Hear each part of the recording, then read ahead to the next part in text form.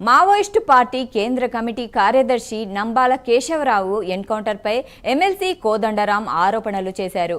ఈ ఎన్కౌంటర్ బూటకమని చాలా అనుమానాలు ఉన్నాయని అన్నారు. ఆయన్ను ఎక్కడో పట్టుకుని వచ్చి కాల్చి చంపారని తెలిపారు. ఎన్కౌంటర్పై సిట్టింగ్ జడ్జితో విచారణ జరిపించాలని డిమాండ్ చేశారు. అనుమానం ఏంటంటే ఆయన ఎక్కడో పట్టుకొచ్చి కాల్చి చంపారు.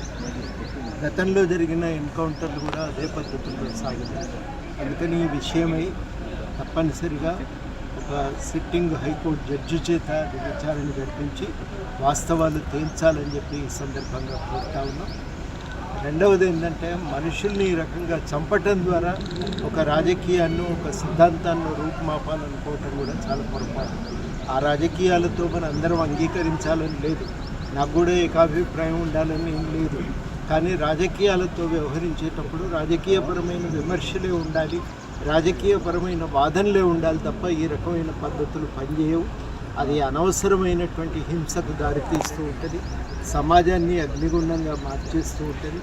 అందుకని ఇటువంటి నరమేధాన్ని ప్రభుత్వం ఆపాలి. తలలను మనం వెలగట్టి వెంటాడి చంపటం అనేది మానవ